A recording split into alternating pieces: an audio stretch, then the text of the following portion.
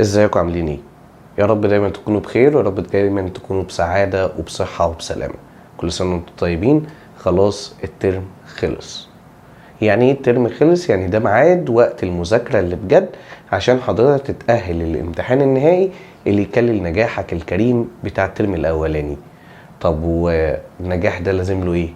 ايوه، بما انك بتحضر معايا طول الترم وبتحضر معايا من الترم الاولاني، فانت عارف ان انا دايما بقولك ان النجاح لازم يحصل بسبب تعب.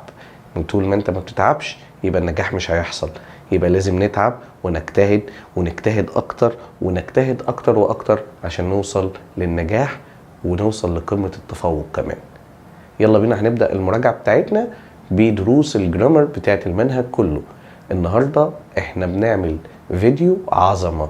الفيديو ده لو ما خدش شير الفترة الجاية انا هتضايق ومش هنزل فيديوهات تاني وهزعلكم مني زعل جامد. بس انا حبيت اقول لكم كده في البداية عشان انا تعبت في الفيديو ده. وبعد اذنك دون معاك الملاحظات كده، يعني خلي معاك سكتش وابدأ دون حياتك ودون مذاكرتك ودراستك اول باول عشان نضمن الدرجات بتاعت سؤال الكومبليت الخاص بالجرامر بتاع تالتة اعدادي. يلا بينا نبدأ. طلع مذكرتك وابدأ ذاكر معايا وابدأ معايا اول باول كده واحدة واحدة. الدرس الاولاني يونت 7 بعنوان passive voice. يعني ايه passive voice؟ قال لي المبني المجهول. يعني ايه المبني المجهول؟ قلت لك قبل كده في الحصة ان المبني المجهول شبه الممنوع من الصرف عندك في العربي. يعني بمعنى اصح ان المبني المجهول ده هو ان انا ببدأ الجملة باللي اتعمل عليه الفعل. طب انت في العربي كان دايما بيحل محل الفاعل نائب الفاعل. يعني بص كده للجملة اللي هكتبها ديت او اللي هتظهر قدامك على الشاشة. شرب احمد اللبن. شرب هنا فعل ثلاثي بادئ بفتحة ومنتهي بفتحة.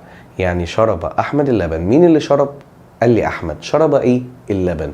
يبقى اللبن ده موقعه هنا في الجملة برافو عليك مفعول. واضح ان انت مذاكر عربي كويس. لما احب ابني الجملة دي للمجهول، يعني بمعنى صح اخلي الفعل ده ممنوع للصرف، هعمل كده تغيير صغير للجملة اللي عندي فهتبقى شرب اللبن. عملت ايه؟ حذفت الفاعل وسبت المفعول به مكان الفاعل وغيرت تشكيل الفعل. نفس الخطوات اللي اتبعناها هنا هنتبعها تاني في الانجليزي، بس الفرق ما بيننا وما بين العربي ان العربي بيبدأ اصلا بالفعل، ولكن احنا هنا بنبدأ بالفاعل. يعني بنبدأ بالسبجكت، بنبدأ باللي عمل الفعل. فعشان كده هنبدأ بالمفعول اللي هيحل محل الفاعل. يعني معنى أصح بدل ما الجملة اللي بالإنجليزي هتبقى كده subject verb object فاعل فعل مفعول، لا هتبقى object verb بس في verb to be قبليه والتصريف الثالث من الفيرب ده ثم باي ثم الفاعل. مش فاهم كويس؟ تعال افهمك اكتر. بص كده يا صاحبي، قال لي يعني احنا بنتكلم عن ال present and past simple passive with and without by. يعني ايه الكلام ده؟ قال لي صيغة المبني للمجهول في زمن المضارع والماضي البسيط باستخدام باي او بدون استخدام باي. يعني ايه الكلام دوت؟ قال لي يعني انا دلوقتي مش انا لسه قايل لك من شوية ان مكان الفاعل في الجملة في اللغة العربية بنشيله ونحط مكانه نائب فاعل اللي هو كان في الأصل أساسا مفعول؟ قال لي انت بقى في الإنجليزي بتبدأ بنائب الفاعل ده. يعني ايه يا مستر ببدأ بنائب الفاعل؟ قال لي يعني من الآخر كده يا صاحبي انت بتبدأ باللي اتعمل عليه الفعل وساعتها بتحدد زمنه. يعني بتحدد زمن الجملة إذا كانت مضارع ولا ماضي. شرط أساسي عشان تعمل أي جملة في زمن في الباسيف فويس إن حضرتك مهم جدا جدا جدا كمان مرة إنك تعرف تكوين الباسيف إيه. قال لي تكوين الباسيف عبارة عن حاجتين: verb to be اللي هو بيكون am أو is أو are أو was أو were في الماضي، والتصريف الثالث من الفعل عندي الباست participle. تمام؟ طيب حلو الكلام ده. دايما هسأل نفسي سؤال في الجملة عشان نلخص الأمور. دايما هسأل نفسي سؤال في الجملة: مين اللي عمل الفعل؟ طيب تعالى كده نشوفه مين اللي عمل الفعل. لو اللي عمل الفعل ده أنا هسأل نفسي سؤال: مين عمل الفعل. خط كبير مجعلص، تعالى نقلله شويتين سيكة كده. تمام؟ مين اللي عمل الفعل ده؟ قال لي لو اللي عمل الفعل وإجابتك دي كانت حاجتين، إجابتك كانت عبارة عن واحد جوه وواحد بره. يعني ايه يا مستر الكلام دوت؟ قال لي يعني لو إجابتك كانت إن اللي عمل الفعل ده جوه الجملة مش براها. يعني ايه جوه الجملة؟ هتلاقي الفاعل يا إما قبليه باي، تمام، يا إما اسم موجود كده لشخص عاقل أو شخص هو اللي يعمل الفعل مش يتعمل عليه. يبقى في الحالة دي أنت بتتكلم في باسيف. طيب مستر في الحالة دي هعمل إيه؟ في الحالة دي هتشوف زمن الفعل اللي عندك، زمن الفعل اللي عندك ما بين الأقواس، وتشوفه لو كان مضارع هتحط اما وإذا وار قبليه وبعدها التصريف الثالث، تجيبه في التصريف الثالث. انما لو كان ماضي يبقى هتحط ووز او وير قبليه وبعده التصريف الثالث. طب ماشي يا مستر دي جمله. اما لو كان بره، لو كان بره حضرتك هتضطر ان انت تتعامل معاها على انها جمله عاديه، فتشوف زمن الجمله عامله ازاي وبعد كده تبدا تحل يا معلم في زمنها الطبيعي سواء كانت مضارع او ماضي. طيب مستر ما تديني امثله؟ تعالى يا صاحبي اقول لك الامثله. بص يا صاحبي، warm wet areas are called a rainforest. يعني ايه الكلام ده؟ قال لي انا دلوقتي الفاعل عندي warm wet areas. يعني ايه warm wet areas؟ قال لي areas يعني معناها المناطق، wet يعني المبلله، warm الدافئه. طيب مناطق مبلله ودافئه، يبقى انا بتكلم عن حاجه اسمها rainforest. يعني ايه rainforest؟ غابه مطيره. طيب دلوقتي انا عايز اسالك سؤال، كلمه are cold دي ايه؟ قال لي بص يا مستر rainforest دي الفاعل اصلا بتاع الجمله دي اللي احنا بنسميها مناطق مبلله دافئه. تاني اهو، دي اللي احنا بنسميها مناطق مبلله دافئه. طب في الحاله ديت احنا بنسميها يعني احنا بنعمل الفعل ولا بيتعمل عليها؟ بيتعمل عليها لانه بادئ هنا بورم ويت ارياز. المناطق دي بنسميها، مش هي اللي هتسمي نفسها رين فورست، هي هيتعمل عليها. يبقى خلاصه الباسف في مين اللي عمل الفعل. لاحظ هنا ان مفيش باي قبل الفاعل، فانا لازم اركز جدا في الكلام ده عشان الكلام ده مهم. طب زمن الجمله ايه؟ زمن الجمله بريزنت سيمبل، مضارع بسيط. عرفت منين؟ عرفت من ار والتصريف الثالث بتاع الفعل عندي كول بقى cold. طيب تعالوا ناخد مثال كمان. These habitats are found at the top and the bottom of earth.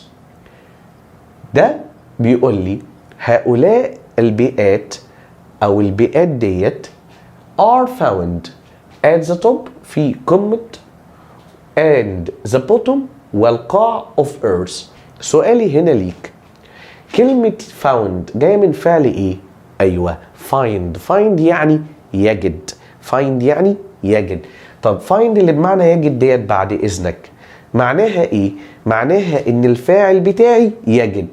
اسأل نفسي سؤال، مين اللي عمل الفعل؟ ينفع الفاعل ده اللي هي البيئات ان تجد ولا بتوجد؟ يعني هي اللي بتعمل الفعل ولا الفعل اتعمل عليها؟ الفعل يتعمل عليها، يعني هي اللي اتأثرت بالفعل، يعني مش هي صاحبة الفعل الاساسي. يبقى في الحالة دي هنستخدم صيغة الباسف. طب الجملة في زمن ايه؟ المضارع، والفاعل بتاعي الجديد اللي هو احنا سميناه نائب فاعل يصبح ايه؟ قال لي ساعتها هيصبح these habitats هنا معناها ايه؟ قال لي معناها بيئات، ده المفعول. يبقى انا بتكلم عن باسف يبقى are found. طب ليه are found؟ قال لي عشان الباسف يتكون من verb to be والتصريف الثالث للفعل. verb to be التصريف الثالث للفعل. طب تعالوا نشوفه هنا. جبل إلبا عندنا في المنهج كان في حاجة اسمها جبل إلبا. ايه جبل إلبا ده بقى؟ قال لي دي منطقة isn't visited by many tourists. يعني ايه isn't visited by many tourists؟ قال لي يعني معناها انها ما بتتزارش بواسطة العديد من السياح. اسأل نفسك مين اللي عمل الفعل. هو الفعل عندي هنا كلمة visited. سؤال، أصلها كان إيه؟ أصلها كان visit. طيب حلو الكلام ده، ينفع جبل إلبا ده يزور؟ قال لي لأ ما ينفعش يزور، ده بيد زار، يعني بيتعمل عليه الفعل. طالما بدأت الجملة باللي اتعمل عليه الفعل يبقى غصب عني يبقى ده إيه؟ برافو، باسيف. يعني ايه باسيف؟ يعني مبني المجهول. يعني ايه مبني المجهول؟ يعني انا مهتم دلوقتي بالمفعول اكتر من الفاعل، مهتم ان انا ادي المعلومه دي للمفعول قصدي اكتر من الفاعل، اهتمامي بالمفعول اكتر من الفاعل. يبقى في الحاله دي جبل علبه ما ينفعش يزور، يبقى بيتزار بيتعمل عليه الفعل. زمن الجمله ايه؟ مضارع. تمام. ساعتها هقول ايه؟ فيرب تو بي والتصريف الثالث. طب ما انا حاطط فيرب تو بي بس في صيغه النفي اذن، والتصريف الثالث من كلمه فيزيت فيزيتد، فاضل لي باي ميني تورستس وهو ده الفاعل الاساسي اللي عمل الفعل. صعب ده؟ طيب تعال نشوفه. لو احنا جينا كتبنا جمله زي دي Egypt is visited by more than 14 million tourists every year. جمله بتمثل حقيقه، بتقول لك ان مصر بتتزار من اكتر من 14 مليون سائح كل يوم. المرة دي احنا استخدمنا باي اهي، صح؟ جا وراها الفاعل العاقل اللي هم التورستس كل سنة. حلو الكلام. طيب هل ينفع مصر تزور؟ قال لك لا، هي بتتزار. بتتزار يعني ايه؟ يعني بيتعمل عليها الفعل، يعني هي المفعول، وطالما انا بدأت بالمفعول اللي اتعمل عليه الفعل يبقى انا لازم اختار ايه؟ ايوه برافو عليك، يبقى ده باسيف، يعني فيرب تو بي والتصريف الثالث. خلاصة الكلام يا صاحبي، فيرب تو بي والتصريف الثالث ده تكوين الباسيف. حلو الكلام. حرف الجر اللي بياخده عشان يجيب وراه الفاعل هو باي. يبقى لازم تعرف معلومتين مهمين قوي. اول معلومه انك تسال الجمله دي مين اللي عمل الفعل، وتاني معلومه لازم تحدد اذا كانت الجمله دي فاعلها هو اللي عمله ولا اتعمل عليه. لو اتعمل عليه يبقى باسيف، لو ما اتعملش عليه وهو اللي عمله يبقى اكتف. وساعتها لازم تعرف ان لو هي باسيف لما تيجي تاخد حرف جر هتاخد البريبوزيشن باي. تمام. تعالوا نشوفوا التمارين من امتحانات السابقه ونرجع لبعض تاني. صاحبي يلا بينا نبدا الحل. انا رحت غيرت وروقت على حالي وانت لسه قاعد بائس في البيت ووراك مذاكره. يلا بقى نبدا الحل مع بعض. بص يا صاحبي، الدرس اللي احنا كنا لسه شارحينه من شويه ده دي امثله لبعض الاسئله اللي جت في الامتحانات السابقه بتاعت الترم اللي فات او السنه اللي فاتت سوري. والنهارده احنا ان شاء الله باذن الله هنبدا نحل على الدرس دوت، فركز معايا كويس قوي. بيقول لي the Great Egyptian Museum many people not visited by many people every year. اولا انا لازم احدد زمن الجمله، فانا زمن الجمله هنا عندي في المضارع. عرفت منين يا مستر؟ عرفت من كلمه every year. تاني عرفت منين؟ كلمه every year. ثانيا هسال نفسي مين اللي عمل الفعل. برافو، اللي عمل الفعل فعل visited بمعنى يزور، صح؟ طيب انا دلوقتي مين اللي بيزور؟ المتحف ولا الناس؟ قال لي الناس، الميني بيبل. يبقى الميني بيبل دول هم اللي بيزوروا الفعل، يبقى الفاعل بتاعي جوه السؤال. الفاعل بتاعي جوه السؤال، ما بداتش بيه الجمله، يبقى ده باسيف مبني للمجهول. يعني The Great Egyptian Museum ده مش هو اللي عمل الفعل، ده اتعمل عليه. يبقى في الحاله دي مكان visited، يبقى انا المفروض استخدم verb to be في المضارع عشان الجمله في المضارع، وكمان التصريف الثالث من visited. طب التصريف الثالث من visited ايه؟ هو قلت لك التصريف الثالث ده اللي هو البي بي من الافعال المنتظمه، الثاني هو الثالث. طيب حلو قوي. انا هنا في الحاله دي هحط ايه؟ قال لي مستر The Great Egyptian Museum ده مفرد يبقى ياخد is، وبعدها التصريف الثالث، يبقى حل السؤال ده في كلمتين اهم is visited. تمام. طيب السؤال الثاني football not play by millions of people every day. الكورة بتلعب بواسطة ملايين من الناس. سؤال كل يوم، زمن الجملة مضارع. طب يلا بينا، عايز اخلي المضارع ده تمام في الباسيف. ليه؟ لان الكورة مش هي اللي بتلعب، ده بيتلعب بيها. يعني انا بدأت باللي اتعمل عليه الفعل، يعني بدأت بالمفعول، يبقى في الحالة ديت am is are والتصريف التالت من الفعل. طب فوتبول ايه؟ مفرد، يبقى هتاخد is. تمام. وبلاي نجيب منها التصريف التالت فيبقى اسمه played بالشكل ده. السؤال اللي بعد كده 3. These areas هذه المناطق أو تمام know as polar habitats. know يعني يعرف، هي المناطق بتعرف؟ قال لي لا هي ما بتعرفش، هي بتتعرف، يعني بنعرف بيتعمل عليها الفعل مش هي اللي بتعمل الفعل. يبقى في الحالة ديت هستخدم verb to be والتصريف الثالث للفعل. طب الفيرب to be والتصريف الثالث للفعل في انهي زمن؟ قال لي انت هنا بتتكلم عن حقيقه، وطالما هنا بتتكلم عن حقيقه يبقى بتتكلم في زمن المضارع البسيط، لان الفاكتس بيعبر عنها البريزنت سيمبل. يبقى انا عايز am و is و are والتصريف الثالث للفعل اللي عندي. طيب these areas جمع تاخد ايه؟ قال لي هتاخد are، والتصريف الثالث من الفعل know known. السؤال اللي بعد كده تعال نتكلم على جزئية مهمة جدا. ايه بقى الجزئية دي؟ قال لي our beaches are visited. هو اوريدي جايب لك الجملة في المبني المجهول، لانه جايب لك الفيرب تو بي والتصريف الثالث على طول، بس جايب لك الخطأ هنا في حرف الجر اللي بيجي بعديه الفاعل. هو احنا بيجي بعديه الفاعل with ولا بيجي بعديه الفاعل by؟ برافو عليك، هي by. طيب why isn't لما ما تكونش جبل إلبة visiting؟ visit هنا ده فعل صح؟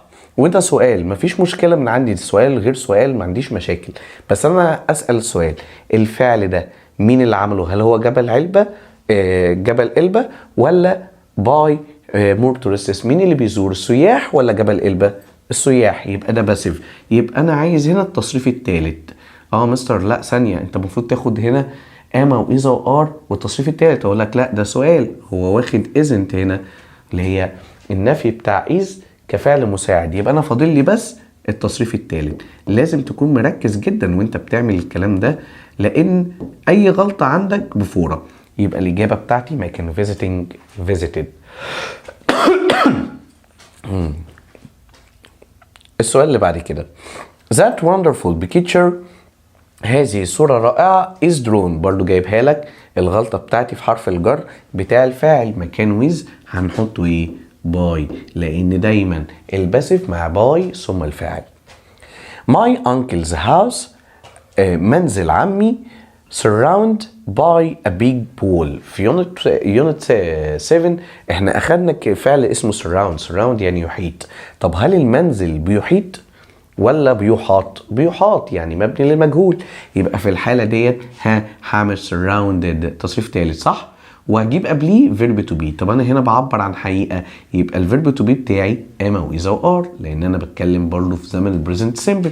يبقى في الحالة دي هستخدم انهي حاجة؟ يلا بينا. مع المنزل ياخد is، ادي is اهي، واجيب surrounded دي في التصريف الثالث. طب يلا بينا surround تبقى في التصريف الثالث surrounded عشان ده فعل منتظم منتهي بالاي دي. طيب many new cars العديد من العربيات الجديدة make بتصنع، هي العربيات بتصنع؟ لا دي بتتصنع يا مستر by robots in factories بواسطة الإنسان الآلي في المصانع. سؤالي ليك برضو لاحظ كده، سؤالي ليك، مين اللي عمل الفعل؟ اللي عمل الفعل روبوتس. طب مين اللي اتعمل عليه الفعل؟ ميني نيو كارز. يبقى انا هنا بتكلم عن الباسيف، يبقى انا بتكلم عن المبني المجهول. يبقى انا في الحاله ديت انا هستخدم فيرب تو بي والتصريف الثالث، وبما ان دي حقيقه فلازم يكون في زمن المضارع البسيط في البريزنت سيمبل، يبقى اما واذا وار لا زائد التصريف الثالث للفعل. طب ميني نيو كارز جمع، يبقى تاخد ار ايه؟ ار والتصريف الثالث من الفعل ميك يبقى ميد. اللي بعده my sister أختي always help my mother to set the table. أختي دايما بتساعد أمي في تجهيز الترابيزة. أنا عارف دلوقتي أنت هتفكر في إيه وأنت بتحل في المذكرة بتاعتك اللي موجودة معاك من الحصة. بص يا فندم، أول حاجة هتفكر فيها بما إن كل اللي فات كان باسيف يبقى دي تلقائيا باسيف، يبقى انا المفروض يا مستر ماي سيستر مفرد تبقى از هيلبد. اقول لك خطأ يا معلم، احذر تقع في الوقعة دي. مين اللي عمل الفعل؟ عشان كده انا دايما كنت بسألك مين اللي عمل الفعل، وشوفه جوه ولا بره. طيب لو جوه الجملة يبقى تمام، يبقى ده باسف. لو بره الجملة يعني في اولها يعني، يبقى في الحالة دي جملة عادية، مضارع بسيط عادي او ماضي بسيط عادي، اي حاجة اي زمن، بس دي جملة عادية. هي ينفع السيستر تساعد الام؟ ينفع الاخت تساعد الام، يبقى دي جملة عادية. يبقى ماي سيستر دي مفرد، في المضارع البسيط ما ينفعش يبقى اسمها help، لازم تبقى helps. يبقى انا بحط لها بس اس. تمام. السؤال اللي بعد كده English speak all over the world. English اللي هو اللغة الإنجليزية، speak يتحدث all over the world في العالم كله. سؤالي هنا ليك، هل ينفع الإنجليزي يتحدث ولا بيتحدث؟ الناس بتتكلم بيه، وطالما بتتكلم بيه يبقى انت هنا بتتكلم في باسف، يعني اتعمل عليه الفعل. يبقى انا بتكلم هنا في زمن مضارع. ليه؟ عشان حقيقة. وسبيك دي التصريف الثالث بتاعها spoken، يبقى انا فاضل لي هنا English verb to be. في المضارع English تاخد ايه؟ برافو عليك، هتاخد is، والتصريف الثالث يعني is spoken. طيب are these cars، هل تلك العربات او العربيات making in Egypt؟ ده سؤال يا معلم. بص الاول على السؤال ده هتلاقي فيه verb to be. المفروض الجمله كده نحويا بالنسبه لك انت لما هتيجي تفكر فيها هتقول لي صح. ليه؟ لان are و making ده مضارع مستمر، ولكن لو ركزت هنا هتلاقي الفعل بتاعي this cars. يعني this cars هذه العربيات. يبقى انا هنا العربيات مش بتصنع، بتتصنع، يعني مبني مجهول، يعني هنا تصريف تالت يا معلم، يبقى مكان making تبقى made. طيب B pizza served in this restaurant every day. طيب ده سؤال يعني بادئ اصلا بفعل مساعد. طيب بص هنا الفعل بتاعي بيتزا، وسيرف ده فعل بمعنى يقدم. يبقى انا ما ينفعش اقول لك البيتزا بتقدم، البيتزا بتقدم. وبما انه قال لي every day يعني ده مضارع، يبقى البيتزا هنا هتاخد ايه؟ هتاخد is، عشان الباسيف بيتكون من فيرب تو بي والتصريف التالت. لاحظ ان التكرار بيعلم الشطار، واخد بالك يا شاطر؟ طيب many eggs العديد من البيض are not lay every day by chickens. طيب الفراخ هي اللي بتضع البيض، وليه دي بمعنى يضع. طب هنا الفعل بتاعي جوه، يبقى ده باسيف، يبقى فيرب تو بي والتصريف الثالث. طيب هو جايب لي اصلا فيرب تو بي جاهز، يبقى هو عايز ايه؟ بيسالني في التصريف الثالث، والتصريف الثالث من الفعل لي laid. طيب احمد is take to school every day by his father. فاكر لما كنت بقول لك ان معظم الناس بتيجي تقول لك على الباسيف دوت بيبدأ دايما بشيء غير عاقل وبعدها فيرب تو بي تصريف ثالث. يعني لما تلاقي جملة بدأ بشيء غير عاقل يبقى الباسيف ده تصريف بيبقى انا بجيب فيرب تو بي تصريف ثالث. لا يا معلم ركز شوية. بص هنا احمد بياخد، هو احمد ينفع ياخد تمام تو سكول every day للمدرسة كل يوم. باي هيز فازر بواسطة ابوه. هو بياخد ابوه؟ لا ده بيتاخد، يعني حد بياخده وبيوديه للمدرسة، يعني بيتعمل عليه الفعل. يبقى ايه يا معلم؟ يبقى ده باسف، يبقى مكان تيك تيكن. سمعك يا قليل الادب. تمام؟ صعب ده؟ تعال نشوف السؤال اللي بعد كده.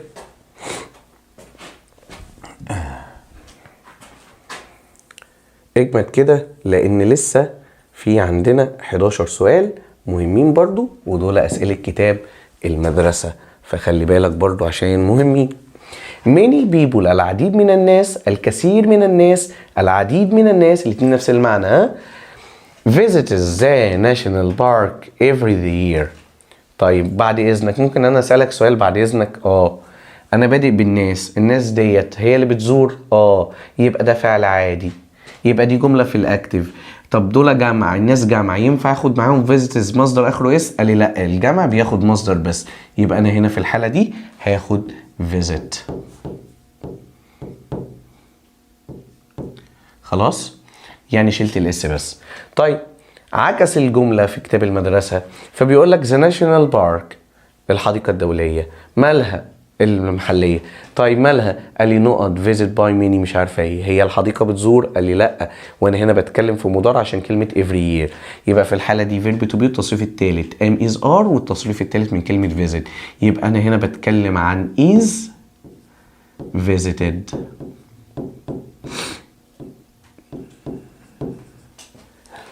طيب every year كل سنة التيرتلز السلاحف lays بتضع eggs البيض on the beach على الشاطئ. هي فعلا السلاحف بتعمل كده؟ يعني هي الفعل بتاعي هو اللي عمل الفعل. يبقى دي جملة عادية في المضارع البسيط، وتيرتلز دي ايه؟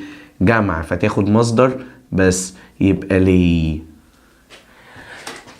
عكس الجملة، بدأ بإيجز، إيجز ده البيض، البيض هو اللي بيضع؟ قال لي لا، البيض بيوضع. يبقى أنا هنا في الحالة دي بس الفيرب تو بي والتصريف التالت. يبقى أنا بتكلم إن إيجز ديت هتاخد آر وبدل ليد اللي هو التصريف التالت للفعل. طب ذا لاند، اللاند ديت اليابس أو بتاع cover by ice in polar habitats. طيب ممكن أسألك سؤال؟ ذا لاند هنا cover بتغطي ولا بتغطى؟ هي بتغطى ولا بتغطي؟ لا، هي بتغطى بالتلج، يعني التلج هو اللي بيغطيها صح؟ يعني هنا اللي عمل الفعل مين؟ التلج. يبقى ده ايه؟ باسف، لان التلج عندي جوه. يبقى انا هدور على فيرب تو بي والتصريف التالت. ذا لاند هنا مفرد فتاخد is عشان ده حقيقة في المضارع البسيط في البريزنت سيمبل، واجيب التصريف الثالث من الفعل اللي عندي اللي هيكون بالمناسبة covered. تمام؟ more than 14 million tourists، أكتر من 14 مليون سائح visits Egypt every year، بيزوروا مصر. هو السياح ينفع تزور مصر؟ يعني الفعل بتاعي هو اللي عمل الفعل؟ يبقى دي جملة عادية. يبقى في الحالة دي مع الجمع ياخد فعل في المصدر بس، ادي visit. Egypt نقط visit by more than 14 million tourists every year. هو المرة دي عكس، وطالما المرة دي عكس يبقى بدأ بمصر. مصر هنا غير عاقل، يعني هي اللي مش بتزور، يبقى ده باسف. يبقى انا بتكلم هنا برضو في is visited. طب ليه is visited؟ يلا بينا يا معلم. برافو عليك، عشان دي حقيقة فانا استخدمت is verb to be في المضارع. A lot of our rainforests، الكثير من الغابات المطرية بتاعتنا cut down by people. هي الغابات بتقطع نفسها ولا الناس بتقطع؟ الناس بتقطع، يعني بيتعمل عليها الفعل، يبقى ده باسف. ودي حقيقة عشان كلمة every year. تمام؟ يبقى present simple. تمام؟ present simple يخليني اخلي verb to be اما واذا وار. طيب يبقى انا هنا الغابات دي كلها مفرد ولا جمع؟ مفرد، يبقى هتاخد ار ايه؟ ار والتصريف الثالث من فعل cut. طب التصريف الثالث من فعل cut ايه؟ cut برضه. people cuts، عكس الجملة، يعني بدأ بالفاعل اللي هو بعد باي ده اهو، بدأها بي بيبول. هي البيبول بتقطع؟ بتقطع من غير ما اكمل الجملة. يبقى بيبول جمع ما ينفعش تاخد مصدر اخره اس، يبقى اسمها cut. تمام؟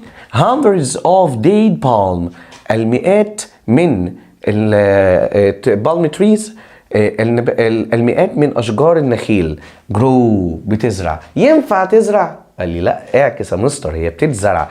يبقى انا هنا في الحاله دي بتكلم في باسف وبتكلم تاني في البريزنت سيمبل. يبقى انا هنا بتكلم عن ايه؟ بتكلم عن ار جرون. طب يعني ايه ار جرون؟ يلا يا شباب، يعني ايه ار جرون؟ يعني بتتزرع. ذلك، اخر سؤال، ذلك البحيره مالها؟ كول. هي البحيره بتنادي ولا بتتنادى؟ هي بتسمي ولا بتسمى؟ بتسمى. يبقى انا هنا ساعتها هيبقى ده باسف، وبما ان ده بيسمى يعني حقيقه، يبقى انا هنا بتكلم عن البريزنت سيمبل برضو. يبقى كول دي المفروض التصحيح بتاعها هيكون is عشان ذلك. تمام؟ واحط كول في التصريف الثالث للفعل فتبقى اسمها cold. ده كده كان الباسف في المضارع. تعال بقى نشوفه لو كان الباسف ده في الماضي. رجعت لكم تاني اهو، يلا بينا نبدأ نشوفوا الباسيف لو كان في الماضي. لاحظ ان احنا بنحل اول حاجة اسئلة الامتحانات السابقة، وبعد كده بننزل نحل اسئلة كتاب المدرسة و كتب المدرسة، وكمان موقع اللونج مان وبنك المعرفة. طب يلا بينا كده نشوفوا لما يكون في الماضي ايه اللي هيحصل. قال لي حضرتك الباسيف في الماضي، تعال نشوفه الاول. احنا بنعرف منين اذا كانت الجمله مضارع ولا ماضي؟ بنعرف من اخر الجمله، او بنعرف من الكلمه الداله، الكي ووردز اللي تدل على الباست سيمبل. فانا عندي هنا مثلا جمله بتقول لي many buildings، الكثير من المباني، are damaged، هي بتكون اتدمرت. هو جايبها لك اوريدي في الباسيف. by the earthquake، بالزلزال last month. انا هقف عند كلمه last month اهي. ليه؟ قال لي عشان last month دي هي اللي تدل على الماضي. خلاص، يبقى are damaged دي خطأ. ليه؟ لأن المباني مش هتدمر نفسها، هي بتدمر، يعني بيتعمل عليها الفعل. يبقى أنا هنا بتكلم في إن المباني ديت فين؟ في الماضي. طب خلي الجملة دي في الماضي، أنت كل اللي هتعمله بس هتخلي are في الماضي. فيبقى الإجابة بتاعتي were damaged. يعني damaged دي مش هتتغير لأنها فعل إيه؟ فعل منتظم منتهي بالدي. يبقى أنا ساعتها هحطها زي ما هي. طيب السؤال التاني، my house، منزلي، be built in around، في حوالي مثلا 2000. انا عندي هنا سنة 2000، وانا قلت لك من الكلمات الدالة على زمن الماضي البسيط انه اي سنة في الماضي. طيب بينا، يبقى my house مش هينفع يتبنى، بس هو جايب لك اصلا تصريف ثالث، يبقى هو عايز البي ديت في الماضي. my house مفرد، ياخد ايه؟ ياخد was في الماضي من الفيرب to be. the nice picture، this nice picture، الصورة اللطيفة ديت is taken by، هي اتاخدت بواسطة. يعني هو جايبها لك في الباسيف بس في المضارع. قال لك 3 days، خش كده للآخر، 3 days ago، منذ 3 أيام. يبقى هنا ده زمن ايه؟ ماضي. قلت لك مدة ago تدل على زمن الماضي البسيط، يبقى مكان is المفروض تكون ايه؟ برافو، was. طب يلا بينا، America was discovering. طيب هو جايب لك اصلا was وكاتب لك discovering، تمام، بس في الاخر خالص كاتب لك in 1492، يعني برضو انه سنه في الماضي. يبقى انا هنا باسف برضو. طب عرفنا بتيجي من باسف، ما هي كلمه discover يعني يكتشف، وامريكا مش هتكتشف نفسها، امريكا هتكتشف. يبقى انا هنا verb to be والتصريف الثالث. طب التصريف الثالث من فعل cover، لان انا هشيل الاي ان جي، يبقى ايه؟ ده فعل منتظم، يبقى هحط له ed، يبقى discovered.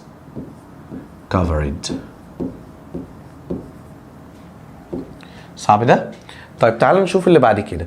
قال لي the first mansion in Rome was building، نفس الكلام، هو اتبنى. يبقى هو جايب لي was اتبنى، يبقى ده باسف، يبقى انا هشيل ديت الاي ان جي، فهيرجع الفعل اصله بيلد، لانه هو مش هيبني، هو هيتبنى. يبقى هجيب التصريف الثالث. التصريف الثالث من الفعل ده هو built. التصريف الثالث built. طيب when was this temple؟ هو هنا ده سؤال بوين، يعني عند متى، تمام، وبعد كده جاب لي الفعل المساعد بتاعي was، ثم الفاعل بتاعي this temple وديسكفر. هو ينفع المعبد يكتشف ولا بيكتشف؟ برافو عليك، بيكتشف، يبقى ده برضو باسف. طب هو جايب لي هنا الفعل المساعد بتاعي was، يبقى هو عايز تصريف، برافو عليك، تصريف ثالث، يبقى مكان discover هتبقى هي نفس الكلمة، وبما ان ده الفعل منتظم يبقى discovered. تعال نشوف برضو نفس الفكرة.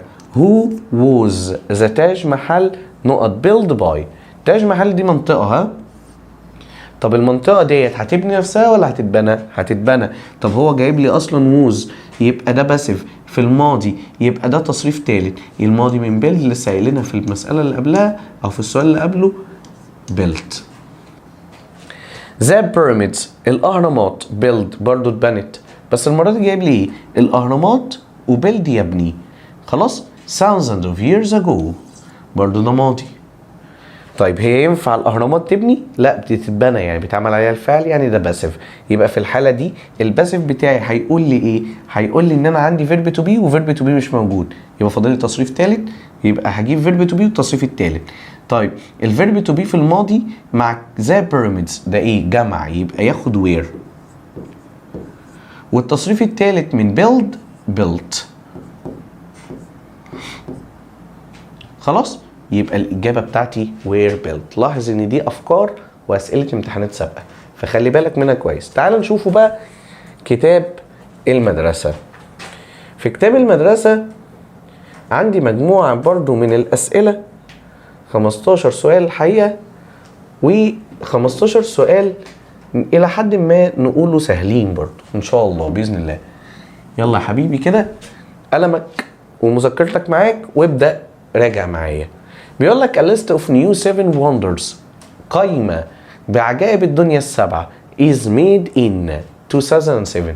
ده ماضي عشان في 2007، ودي جمع يبقى مكان is تبقى where. غلط. شفت الموضوع ماشي ازاي؟ لا يرجع تاني يا صاحبي. بص يا صاحبي، وانت بتقرا الفاعل بالله عليك اقراه من اوله لاخره، ما تبقاش زي الشخص المتسرع اللي بيختار اي حاجه كده والسلام. انا معلم ان دايما ان الاس بتجيب لي الجمع صح، لكن يا فندم هو اصلا عددها لك من الاول. بص كده ليست، هو قايل لك قايمه من، يبقى هو هنا عادد القايمه ولا عادد العجائب؟ عادد القايمه، قايمه واحده، عشان كده اصلا في الجمله خد لك از، يبقى انا هنا في الحاله دي عايز ووز. فهمت الفكره؟ يبقى ركز في الجزئيه دي كويس قوي. حوالي 1000 people، حوالي 1000 شخص visit وادي الحيتان last year. هو ينفع ال1000 شخص دول يزوروا وادي الحيتان؟ ينفع، يبقى دي جمله مش باسف، دي جمله اكتف. ولاست يير تدل على الماضي، وهو جايب لي هنا فعل مصدر مضارع، يبقى انا عايز اخلي visit دي في الماضي، فهتبقى visited. طيب وادي الحيتان، بدأ بقى بوادي الحيتان، نفس اللعبة اللي لعبها في المضارع. وادي الحيتان، وادي الحيتان ده ماله؟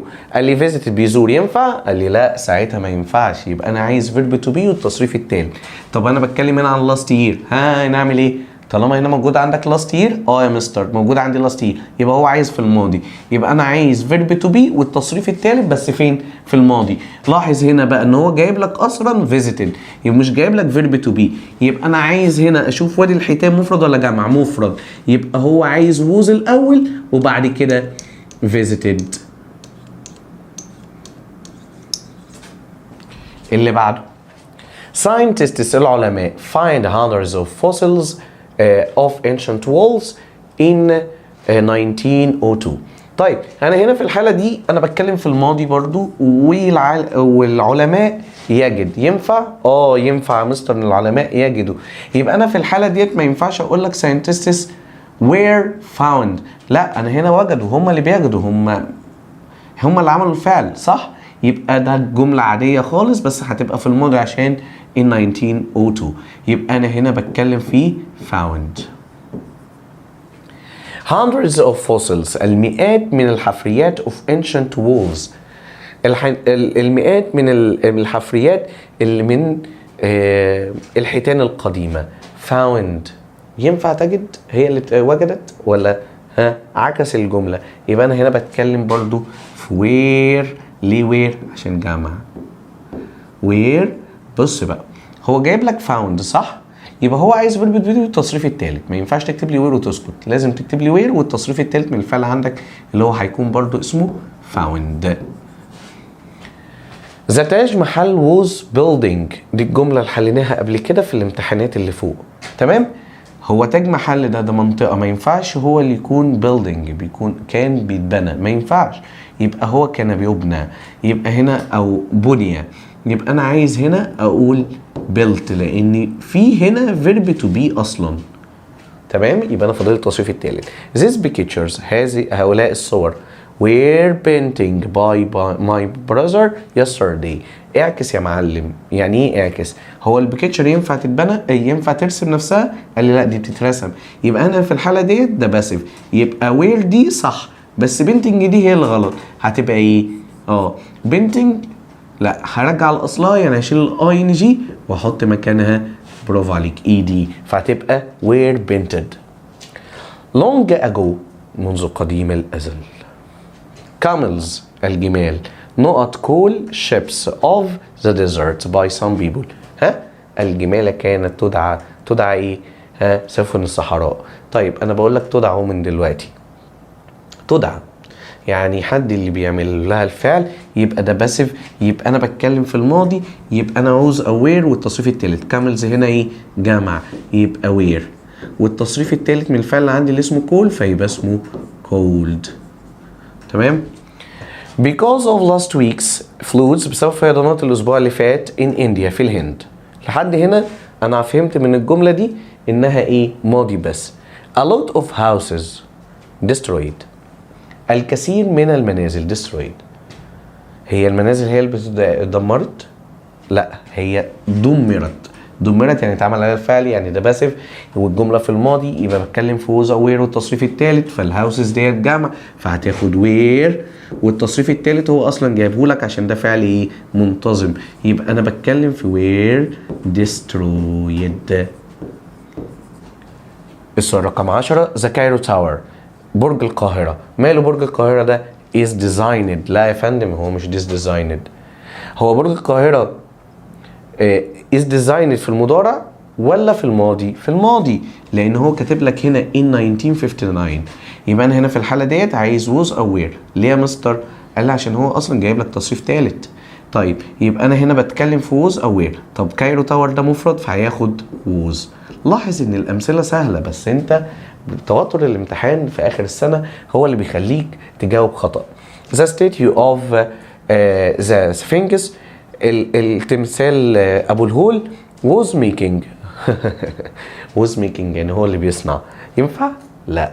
يبقى انا عايز برضو verb to be والتصريف الثالث. هي was هتنزل زي ما هي، بس verb to be بس making لا، هجيبها في التصريف الثالث بتاعها.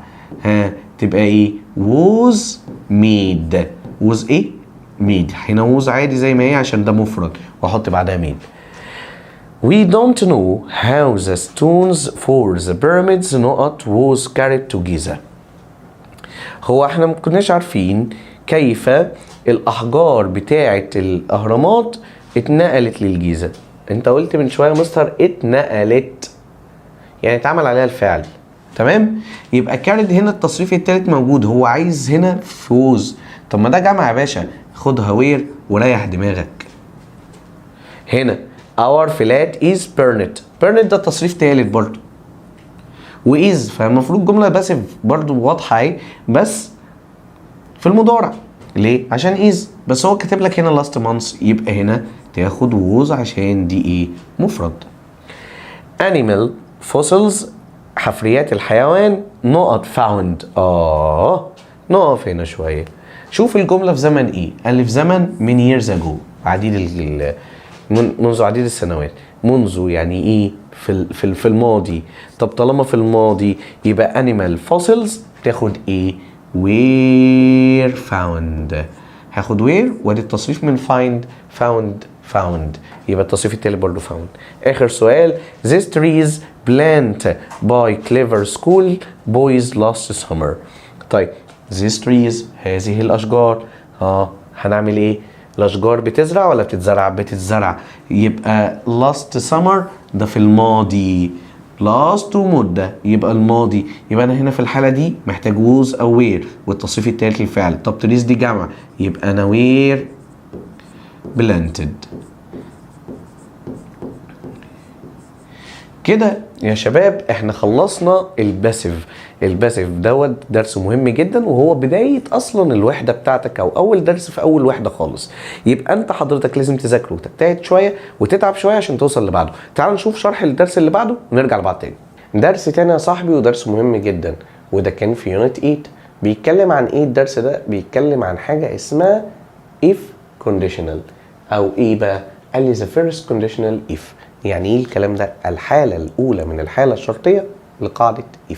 طيب بعد إذنك، يعني ايه أصلا شرط؟ شرط ده حضرتك خدته برضو في العربي، هو عبارة عن أسلوب الشرط، أداة شرط، فعل جواب الشرط.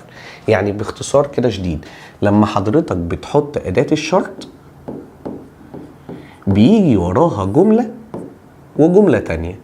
الجملة الأولى دي بنسميها جملة فعل الشرط، والجملة التانية دي بنسميها جملة جواب الشرط. يعني ايه الكلام ده؟ يعني لو انا هعمل شرط هنا، الشرط ده هيتبنى عليه حدوث فعل هنا. ازاي؟ اذا ذكرت تنجح. اي نعم، ممكن يكون العربي بتاعي خاطئ كنحويا لان انا مدرس انجليزي يا ابني مش مدرس عربي، ولكن انا بحاول ادي لك الامثله بدروس النحو اللي موجوده عندك في العربي. ولكن لو انا جيت قلت لك فعل الشرط وجواب الشرط زي ما انا اتكلمت معاك دلوقتي وقلت لك انا كان شرط النجاح او جواب النجاح ده كان شرطه ايه؟ كان السبب الاساسي بتاعه ايه؟ انك تذاكر. طيب احنا هنا كنا بناخد في الدروس ديت في العربي ان الفعل بيتجزم وان الفعل بيتعمل له شكل والكلام ده. انا هنا يوم ما اتكلم عن اداة شرط هتكلم عن اداة شرط اسمها ايه؟ قال لي هنتكلم عن اداة شرط اسمها if. خد بالك بقى من حاجة يا صاحبي، انا ما عنديش تشكيل في الانجليزي، ولكن انا عندي حاجات تانية، عندي ازمنة، عندي تنسز. التنسز دي بستغلها في العلاقات ما بين الجمل وبعضها. وخد بالك كمان مرة ان قاعدة زي قاعدة if هنا ليها اكتر من حالة، يعني بالظبط ليها 4 حالات. ايه ال4 حالات دول؟ ليهم مسميات بتبدأ من الحالة الصفرية واللي بنسميها زيرو كونديشنال، ودي اللي انت اخدتها في سنة تانية اعدادي، اللي كان بيبقى if بيجي بعدها جملة في المضارع البسيط وجملة تانية في المضارع البسيط، وكانت بتعبر عن حقائق علمية او حقائق بشكل عام. طيب الحالة التانية هي الحالة الأولى من قاعدة if. بنبدأ هنا بقى بنعد من 1، يعني الحالة التانية من حالات if أو القاعدة التانية من قاعدة if بنسميها الحالة الأولى، وهي دي الحالة اللي عندنا دلوقتي في اليونت دوت. طيب الحالة دي بنسميها أولى ليه؟ قال لي لأنها بتعبر عن الاحتمال. بتعبر عن إيه؟ الاحتمال. طب الحالة التانية من قاعدة if، قال لي الحالة التانية التالتة من قاعدة if بنسميها second conditional. طب ليه بنسميها second conditional؟ قال لي عشان دي الحالة التانية اللي بتعبر عن النصح، ودي اللي هنعرفها اكتر في اليونت اللي بعد كده. طيب الحالة الأخيرة هي حالة الثيرد كونديشنال. إيه الثيرد كونديشنال؟ الحالة الثالثة من قاعدة إف. الحالة الثالثة دي بتعبر عن إيه؟ قال لي بتعبر عن الندم. طيب إحنا بقى دلوقتي هناخد أنهي حالة مستر؟ إحنا هناخد الحالة الأولى من قاعدة إف. طب الحالة الأولى من قاعدة إف دي بتعبر عن إيه أو بتتكون من إيه؟ تعال أقول لك هنا يا صاحبي باختصار شديد. قال لي الحالة الأولى من قاعدة إف تستخدم للتعبير عن الأشياء الممكن حدوثها في المستقبل. طالما شفت كلمة ممكن هنا، تمام، مكتوب عندك في المذكرة مكتوبة، يبقى كلمة ممكن هنا معناها احتمال، حاجة مطالب بيها أو ممكن تحصل في المستقبل، بس احتمالها هنا قوي. يعني ايه احتمال قوي؟ يعني النسبة بتاعت احتمال حدوثها كبيرة. يعني لو احنا بنقيسها مثلا من 100% ممكن دي تبقى 70 80%، ممكن تبقى 90%، لأنه احتمال قوي الحدوث. زي لما جيت قلت لك من شوية مثال، لو ذاكرت هتنجح، يبقى انت هنا بتعبر عن الشغل دوت. طيب ماشي، تعالى كده نشوفه بتتكون من ايه الحالة الاولى من قاعدة اف. انا عايز اقول لك شيء مهم جدا، ان اي رابط زمني، وركز في الكلمة دي، ان اي رابط زمني. يعني ايه رابط زمني؟ رابط زمني ده يعني هيربط ما بين جملتين. عنصر الربط او اداة الربط دي بنسميها رابط زمني، فانا نعتبره اف ديت رابط من ضمن الروابط الزمنية، فهيجي بعدها جملتين. الجملة الأولى هتكون present simple. يعني ايه present simple؟ مضارع بسيط. تبقى الجملة التانية على طول will والمصدر. تاني نقولها مع بعض كمان مرة، نقوله كده كمان مرة. if هيجي بعدها جملتين في الحالة الأولى مضارع بسيط will والمصدر. تاني if بيجي بعدها جملتين في الحالة الأولى مضارع بسيط will والمصدر. تاني if بيجي بعدها جملتين الحالة الأولى صفر اللي هي بتعبر عن الاحتمال، بيجي بعدها جملتين في زمن مضارع بسيط الأولى، الجملة الأولى في مضارع بسيط، الجملة الثانية will والمصدر. عايزك تركز جدا في الجزئية اللي أنا هقولها لك دلوقتي. طب دلوقتي احنا مش في مرحلة الشرح المكثف عشان اجي اقول لك كل التفاصيل بتاع قاعدة اف، ولكن انا ممكن اقول لك فنيات الحل. ايه بقى فنيات الحل في الموضوع ده؟ ركز معايا هنا يا صديقي. بص كده، والله انا لو عندي اف جت في الاول الجملة يبقى لازم يجي وراها جملتين. الجملة الاولى لازم تبقى present simple. الجملة التانية لازم تبقى في الفيوتشر سيمبل اللي هو بيتكون من will والمصدر. يبقى مضارع بسيط will والمصدر. طب حلو. اتنقلت if دي بقت في النص، فهيجي قبلها جملة وبعدها جملة. لما تيجي يتنقل الرابط بالجملة اللي بعده بيجي وراها نفس الزمن. يعني if ديت لو جا وراها present simple يبقى شرط اساسي لو اتحط في النص برضو يبقى هنا present simple. يعني هنا من الاخر present simple برضو، ويجي قبلها will والمصدر تاني اهو. يعني هنا مستر هيجي present simple ويجي قبلها برضو will والمصدر. ركز يا صاحبي، ركز كويس. طيب حلو الكلام ده. شايف if دي؟ شايف قاعدة if دي؟ ايوه.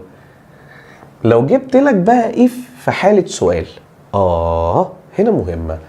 if بتيجي في النص يبقى هيجي بعدها ايه؟ برافو، مضارع بسيط، لان انت فهمتها من اللي قبلها بقى ان هنا if جا وراها مضارع بسيط، ولما جت في النص جا وراها مضارع بسيط. طب هنا في النص وفي سؤال، يعني هنا نقطة وهنا نقطة، انا هنا بتكلم في سؤال، يبقى if برضو هيجي بعدها مضارع بسيط present simple. طب قبلها هيجي ايه؟ هيجي تكوين السؤال. طب تكوين السؤال ده، هو انا عندي السؤال بيتكون من ايه؟ قال لي مستر السؤال عندك بيتكون من أداة استفهام. بيجي بعد أداة الاستفهام دي will. بعد will يجي فاعل اللي هو السبجكت. بعد الفاعل بقى يجي infinitive يعني فعل في المصدر. مش احنا قلنا ان will والمصدر بتبقى الجملة التانية؟ طب ما الجملة التانية هتيجي في الأول بس في هيئة سؤال، يبقى ساعتها will تتحول فعل مساعد ويجي وراها الفاعل. يبقى كده خلصت الفنيات بتاعت الحل. if يجي وراه جت في الأول يبقى present simple will والمصدر.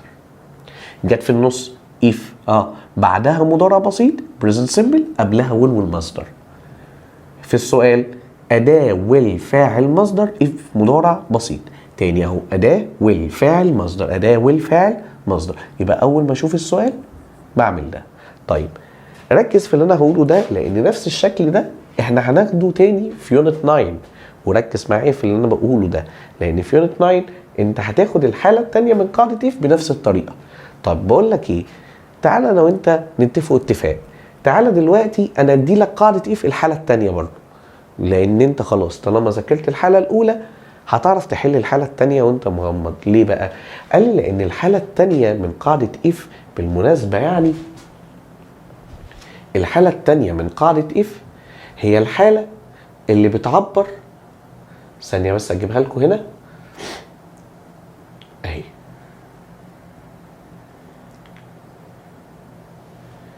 الحالة التانية من قاعدة if هي الحالة اللي بتعبر عن الاشياء الغير حقيقيه او التخيليه في الوقت الحاضر. عشان كده احنا بنستخدمها اكتر في النصيحه. يعني ايه؟ مش انا قلت لك ان الحاله الاولى بتعبر عن احتمال والاحتمال ده قوي؟ تمام. فانت هنا في الحاله الثانيه من قاعده if بنعبر عن احتمال برضه ولكن احتمال ضعيف ويكاد ان يكون مستحيل. عشان كده بنستخدمها في الاشياء الغير حقيقيه او التخيليه. طب بص يا مستر، ايه الفرق ما بين الحالة الأولى والحالة التانية؟ تنزل زمن. يعني ايه تنزل زمن؟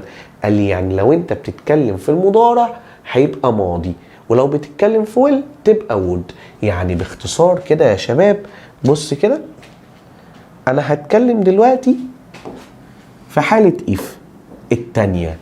خلاص بص كده بتتكون من ايه؟ الأولى كانت بتتكون من مضارع بسيط بعدها بعد if will والمصدر صح؟ طب الماضي بتاع المضارع البسيط ايه؟ past simple. طيب will الماضي بتاعها ايه؟ would والمصدر. يبقى ماضي بسيط would والمصدر، ماضي بسيط would والمصدر. طب شايفين الشكل التكويني اللي احنا عملناه ده؟ كده انا ممكن اختصره، بس بص الاول ناخده شويه امثله. لما يجي يقول لك if I had money لو كان معايا فلوس I would buy a car كنت هشتري العربيه. ده تخيل. يعني ايه تخيل؟ قال لي يعني انت في دي حاجه ما كانتش هتحصل، ما انت معكش فلوس، يعني انت في الوضع الحالي معكش فلوس، يبقى احتمال ضعيف ان انت كنت تشتري عربيه لما يكون معاك فلوس. تمام. نفس الكلام if there were more mangrove trees، لو كان يوجد اشجار المانجروف اكتر there would be fewer floods، هيكون في فيضانات اقل. طيب نفس الكلام المره دي حط لك اف في النص اهي، قلت لك اف في النص هتيجي بعدها، اف في النص هتيجي بعدها، يعني لو جه بعدها ماضي بسيط يبقى هنا برضو اف في النص اهي يبقى يجي بعدها ماضي بسيط. طب تعالى نشوف climate change stopped، لو توقف تغير المناخ ساعتها ايه اللي هيحصل؟ we would have fewer storms، ساعتها هيبقى عندنا عواصف اقل. طيب تعالى نشوف الملخص بتاعنا بتاع فنيات الحل ده هيبقى مكتوب ازاي. اسمح لي ان انا اعيده تاني من الاول، بس اعيده باستخدام الحالتين. انا كده عندي زي ما اتفقنا مع بعض عندي if كم حالة يا باشا؟ حالتين، first و second. تمام. في الفيرست يا معلم، في الفيرست الجملتين عندي واحدة مضارع بسيط present simple،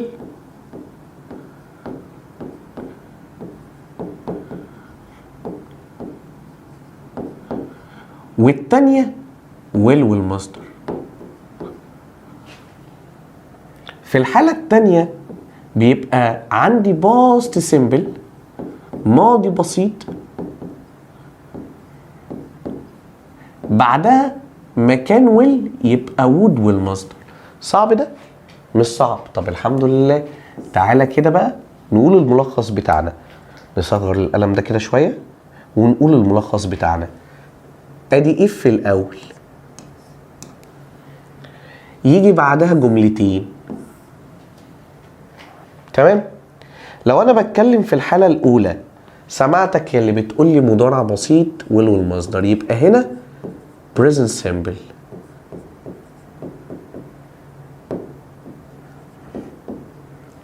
طب هنا will والمصدر. طب لو كانت الحالة التانية، كانت الحالة التانية مستر؟ الحالة التانية خلاص يا مستر انا عارف انا هعمل ايه. بدل البريزنت سيمبل تبقى باست سيمبل، وبدل ويل تبقى وود والمصدر، وبدل ويل تبقى ايه؟ وود والمصدر. صعبة؟ صعبة؟ الحمد لله انها مش صعبة. طب تعالى نجيبها في النص. تعالى نشوفه if لو جت في النص. if جت في نص الكلام يبقى هيجي بعدها جملة وقبلها جملة. يلا بينا نعمل ده تاني. تعالى نشوف. لو احنا بنتكلم في الحالة الأولى هكتب هنا present simple؟ غلط. صح، اللي انت قلته ده صح. غلط يا مستر، المفروض تتكتب بعدها، يبقى هتتكتب هنا present simple لو انا بتكلم في الحالة الأولى من قاعدة if present simple. طب لو هنا مضارع بسيط present simple يبقى الناحية التانية ايه؟ will والمصدر والinfinitive. طب لو كانت الحالة التانية من قاعدة if الحالة التانية يبقى past simple، وبما ان خليته ده ماضي يبقى خلي ده ماضي، يبقى would والمصدر. مضي الاولى يا معلم ومضي التانية، يعني خلي الاولى ماضي والتانية ماضي. طيب مستر، طب لو كانت سؤال، تعال اقول لك. يا سلام. ادي if هيجي بعدها جملة والمرة دي هتنتهي بعلامة استفهام. يلا بينا نعمل ايه بقى؟ يلا أداة الأول، يجي بعد الأداة فعل مساعد. هنا نقف شوية. فاعل. تمام. ودايما في infinitive مصدر. بص بقى، لو انت هتتكلم ان if هنا جا بعدها present simple، لاحظ ان الفعل المساعد بتاعك هيكون will زي اللي فاتت. لو انت هتتكلم ان اللي هيجي بعدها ده past simple،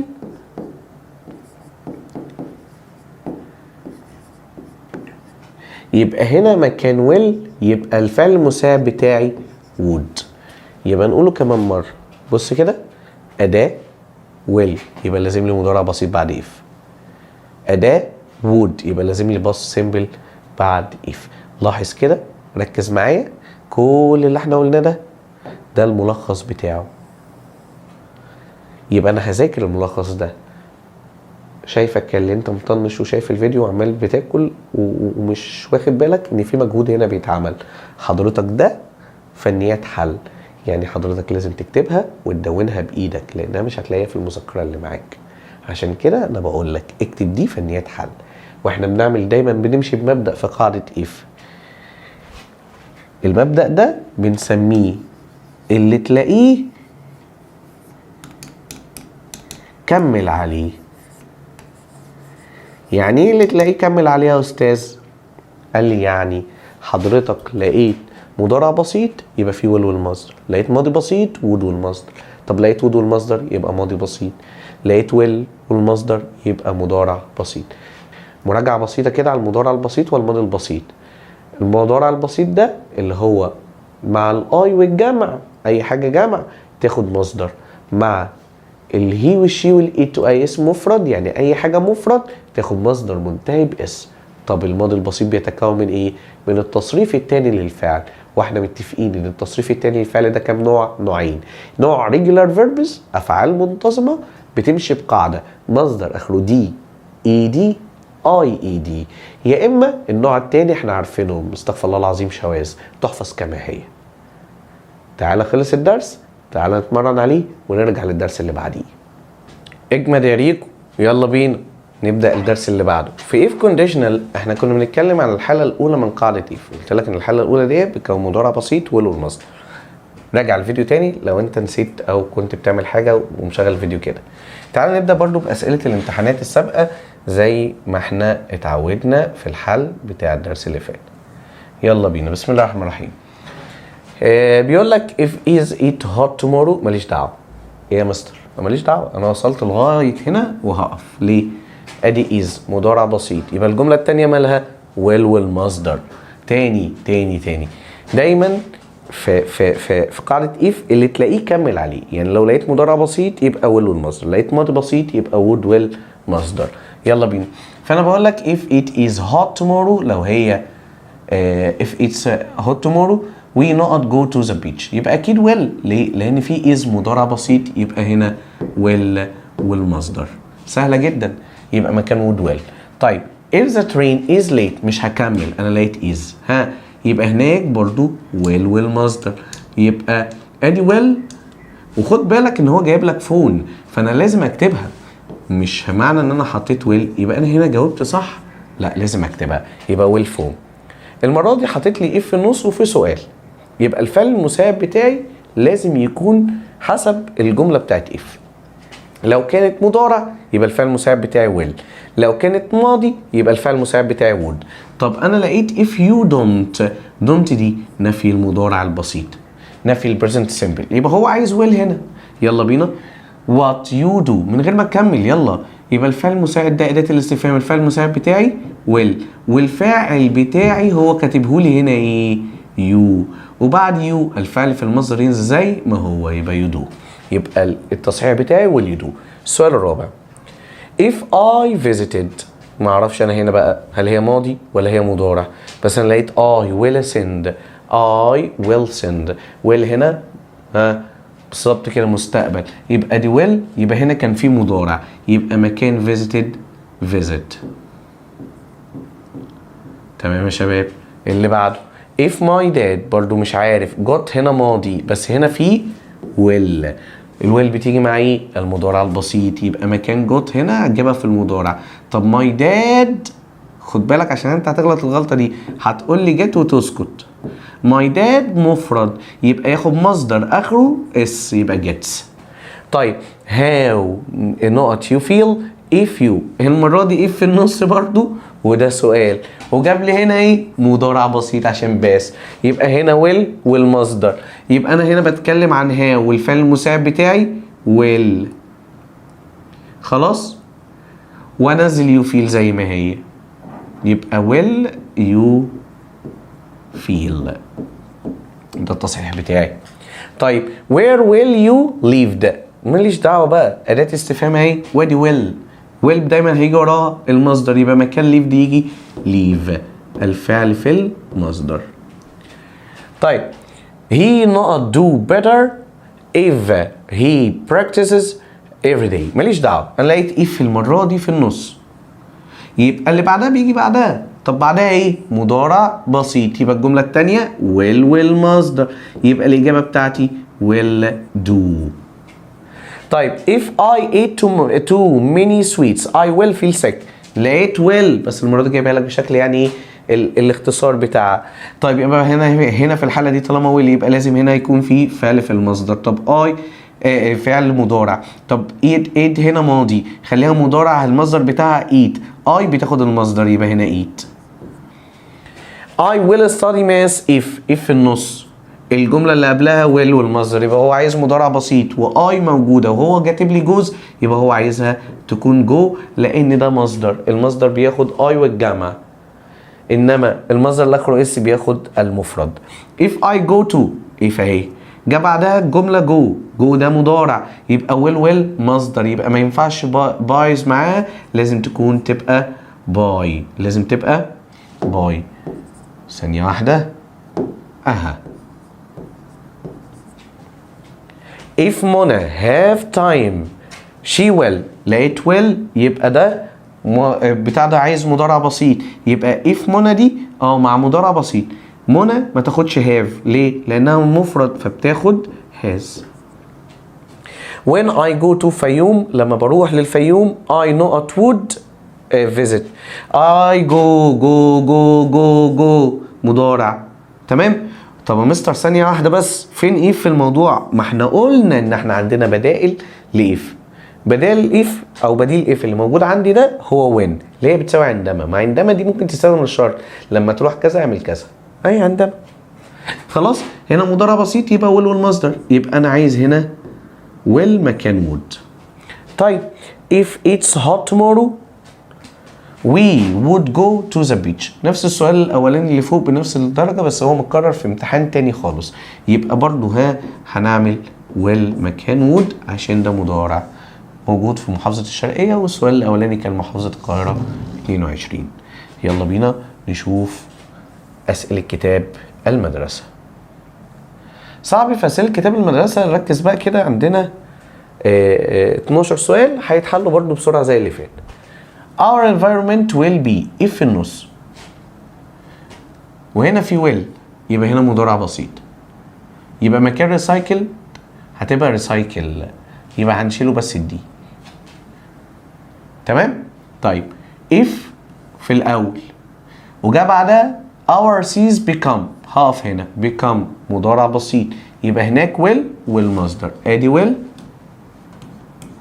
وادي المصدر اللي هو كاتبه لي. تمام.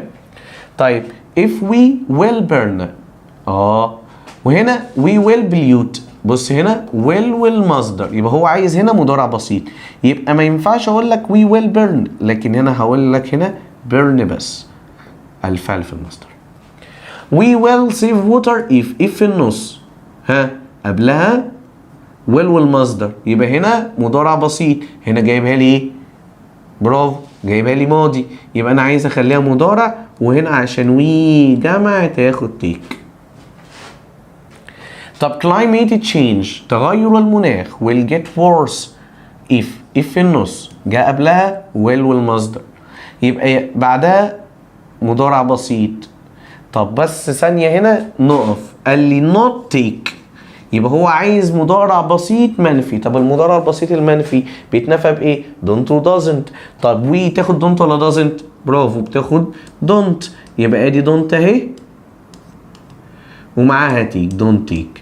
الناس اللي قالت doesn't ديت مش هقول غير حسب الله ونعم الوكيل، لان انا قلت لك الجمع بياخد don't. المرة دي if في النص وفي سؤال، وهنا don't catch سؤال موجود من ضمن كتاب المدرسة، كان موجود في امتحان من ضمن الامتحانات السابقة لسه حالينه فوق. هنا don't يعني مضارع بسيط، يبقى هنا عايز will والمصدر، يبقى كل اللي عليا هحط بعد أداة الاستفهام will وبعدها الفاعل عندي you ثم كلمة do. What will happen؟ المرة دي عكس. ماذا سوف يحدث؟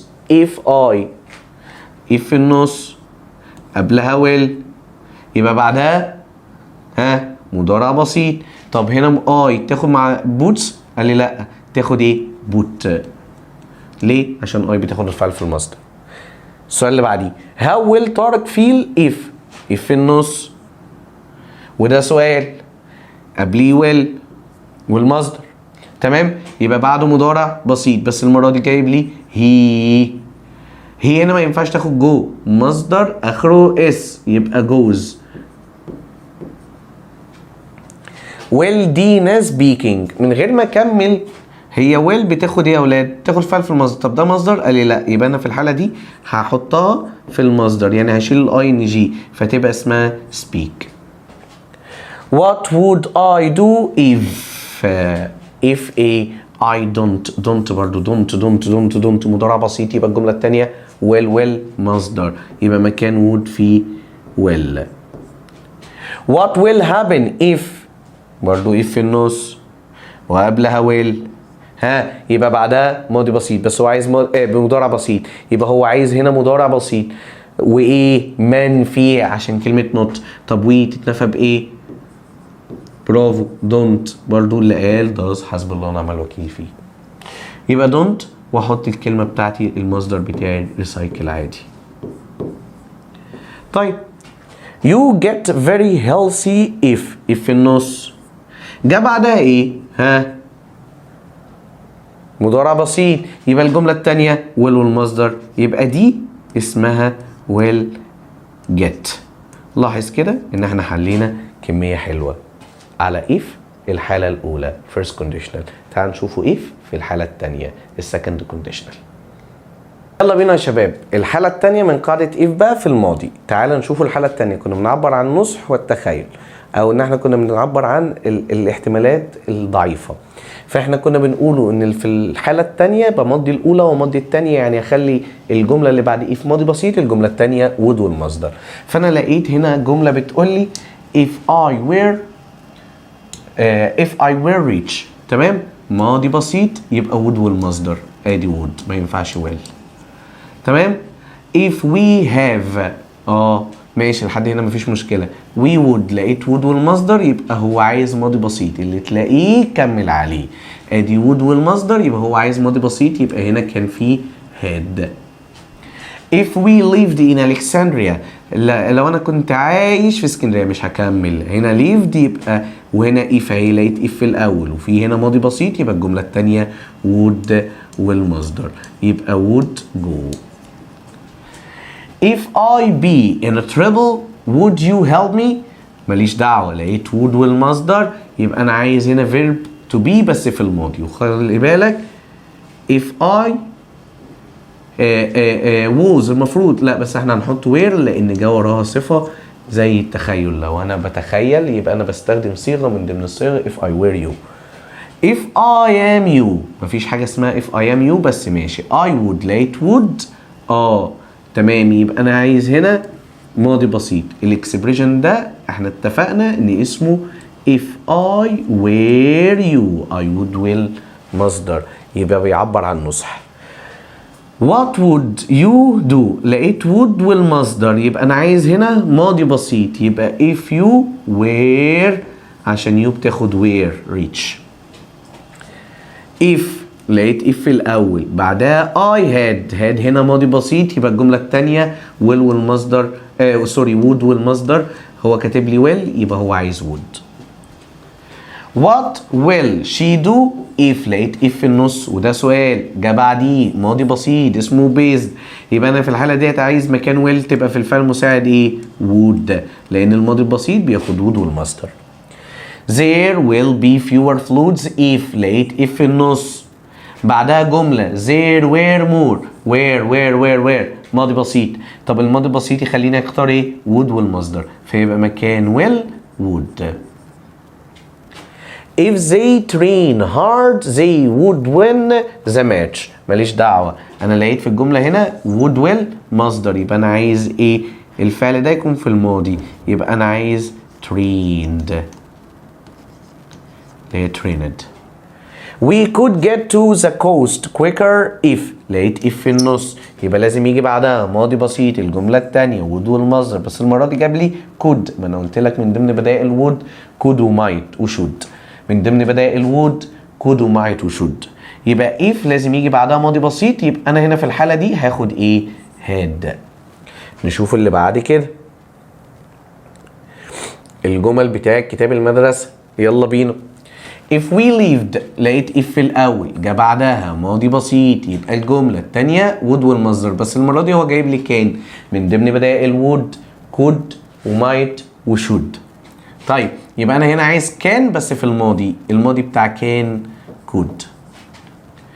Those farmers would move to a safer place لقيت if في النص وفي would والمصدر يبقى أنا عايز ماضي بسيط يبقى مكان are تبقى where الماضي بتاعها where.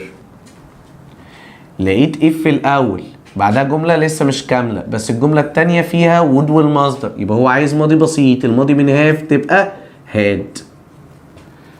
لقيت if في النص تمام بعدها ماضي بسيط الكلايميتي تشينج ستوبد ماضي بسيط يبقى الجملة التانية would والمصدر هنا will يبقى نخليها would. سهلة جدا افتح مذكرتك وعيش يلا. If they not cut down so many trees they would have bigger forests. ماليش دعوة لقيت would والمصدر في الجملة التانية يبقى هنا ماضي بسيط بس هو عايزه ايه منفي عايزه ايه منفي يبقى عايز didn't cut. ليه يا مستر عشان ماضي بسيط المنفي نفيه ب didn't والمصدر. I would plant لقيت I would plant و if في النص يبقى طالما في would والمصدر يبقى هنا في ماضي بسيط يبقى I in your position I were. استحسن نستخدم ده. If she doesn't love nature she wouldn't لقيت wouldn't والمصدر يبقى هنا في الحالة ديت أنا عايز أنفي بس هنفي في الماضي يبقى ما ينفعش لأن would والمصدر تخلينا نروح للماضي. طب الماضي بتاع نفيه بإيه؟ didn't. If there are more graves مش عارف ايه الكلمة دي احنا السؤال ده حليناه قبل كده فوق في الامتحانات لقيت بس انا هنا would be يبقى انا عايز ماضي بسيط الماضي من are where. If we had more money ماليش دعوة لقيت if وبعدها ماضي بسيط لو انا كان معايا فلوس كتير ولقيت هنا كان المفروض would والمصدر ايوه من ضمن بدائل would بدائل ايه would could might should يبقى انا كان عايزها في الماضي بس هتبقى could. What will you if اهي يجي بعدها ماضي بسيط الجملة التانية would والمصدر يبقى مكان will يبقى عايز ايه would. سؤال رقم 11 طارق would pass لقيت would والمصدر وادي if في النص يبقى بعدها ماضي بسيط يبقى مكان study هخليها في الماضي فيكون اسمه studied شيل الواي وحط الاي دي. طيب what clothes would you wear if لقيت if في النص والجملة الكاملة فيها would والمصدر يبقى هو عايز ماضي بسيط الفعل اللي هو عايزه في الماضي البسيط اسمه leave يبقى هنخليه leaved. يلا بينا اللي بعده. the volleyball team فريق كرة الطايرة would win لقيت would والمصدر يبقى هو عايز if في النص وهنا would والمصدر يبقى هو عايز ماضي بسيط يبقى مكان have had. طيب I will write to نهلة more often if لقيت if في النص I know her address I knew her address يبقى أنا هنا بتكلم عن الماضي البسيط يبقى الجملة التانية would والمصدر يبقى مكان would. الجملة الأخيرة the children will sleep better if they stopped playing لقيت if في النص بعدها ماضي بسيط يبقى الجملة التانية would will مصدر. تمام كده احنا حلينا كل حاجة. تعالى بقى ايه نشوف الدرس اللي وراه.